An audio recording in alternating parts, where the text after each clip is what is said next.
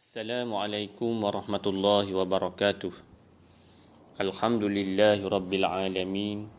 Wassalatu wassalamu ala asyrafil anbiya'i wal mursalin wa ala alihi wa ashabihi ajma'in.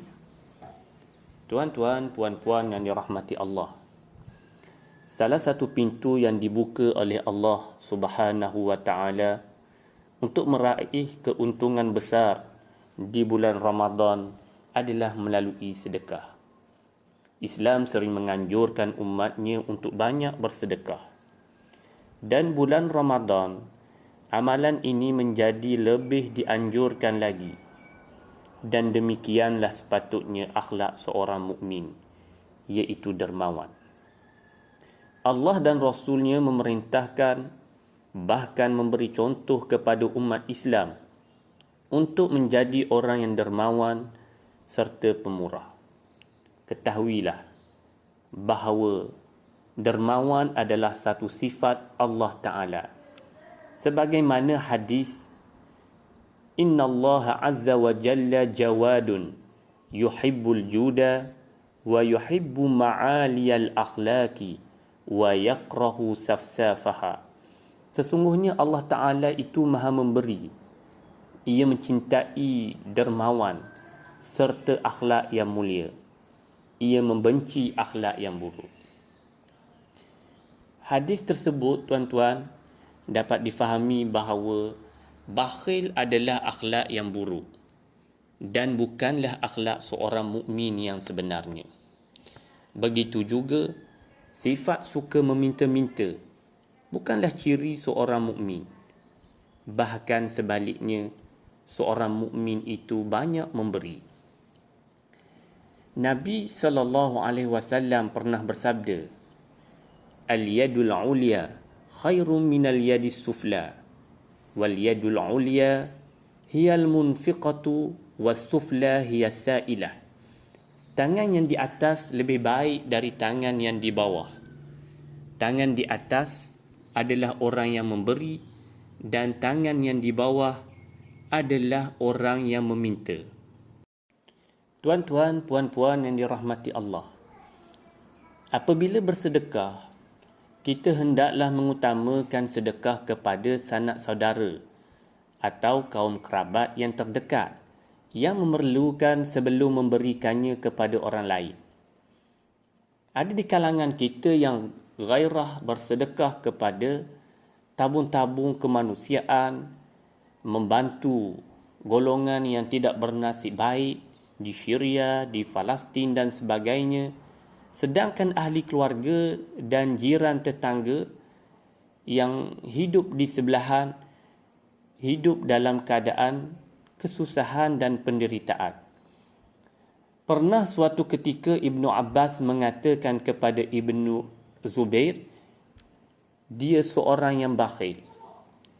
Kemudian berkata, aku mendengar Rasulullah SAW bersabda, tidaklah disebut mukmin orang yang kenyang sedangkan jirannya kelaparan.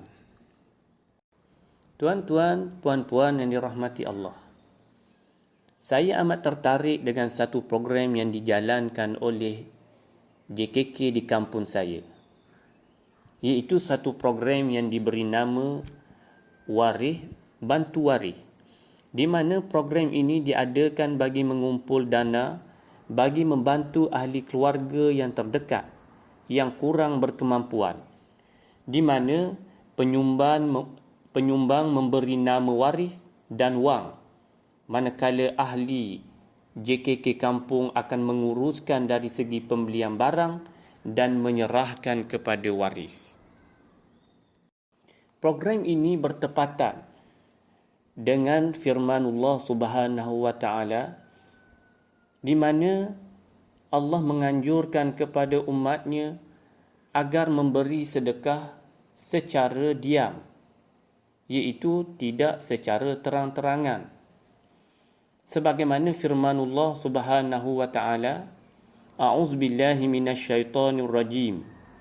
Ya ayyuhallazina amanu la tubtilu sadaqatikum bil manni wal adha كالذي ينفق ماله رئاء الناس ولا يؤمن بالله واليوم الآخر فمثله كمثل صفوان عليه تراب فأصابه وابل فتركه صلدا لا يقدرون على شيء مما كسبوا والله لا يهدي القوم الكافرين. Artinya, wahai orang-orang yang beriman, janganlah kamu menghilangkan yakni pahala sedekahmu dengan menyebut-nyebutnya dan menyakiti perasaan si penerima, seperti orang yang menafkahkan hartanya kerana riak kepada manusia dan dia tidak beriman kepada Allah dan hari kemudian.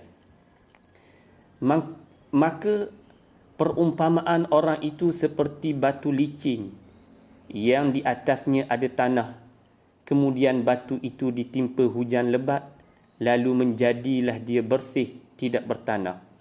Mereka tidak menguasai sesuatu pun dari apa yang mereka usahakan, dan Allah tidak memberi petunjuk kepada orang-orang yang kafir.